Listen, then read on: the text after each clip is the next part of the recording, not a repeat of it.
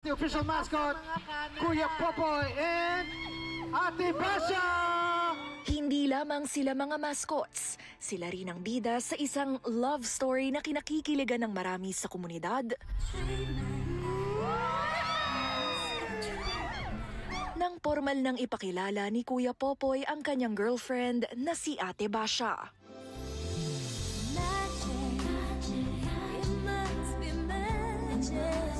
Sa Toronto Airport nagsimula ang kanilang Canadian reunion.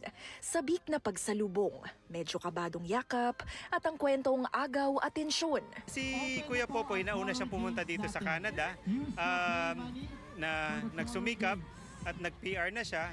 Dahil nag-PR na siya, ngayon napetisyon niya si Basha na kung saan magmi-meet na sila formally at sasama dito sa Canada. Mula noon, marami nang narating sina Popoy at Basha. Nabisita ang ilang Pinoy restaurants, nakilahok sa community events, at pakikipagkilala sa mga kapitbahay sa komunidad. Ang kanilang love story, sinasalamin daw ang kwento ng maraming Pilipinong napiling lumipat sa Canada. What do you think about seeing Kuya Popoy and Ate Basha? They're like lovebirds. Actually, last year, malungkot si Popoy at siya lang mag-isa. Then, thankfully, ngayon nagkita na sila. So, happy ang lahat at excited. Ngayon, may love team. May ka-love team na siya. Definite love team. Ate Basha.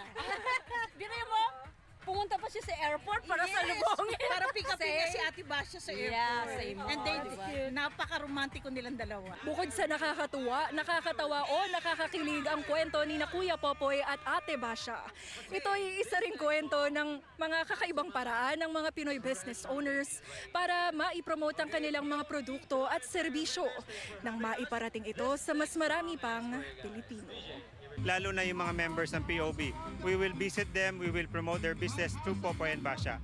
I think malaking tulong yon dahil kakaiba, makikita nila may mga scheduling kaming gagawin para abangan ng mga tao kung saan pupunta si Popoy at Basha. Sinubukan naming kunan ng pahayag sina Kuya Popoy at Basha pero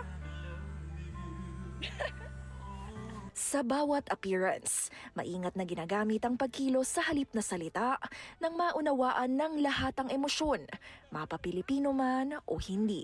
First time, actually the first time nakita ko si Basha, wow, talagang Pilipina.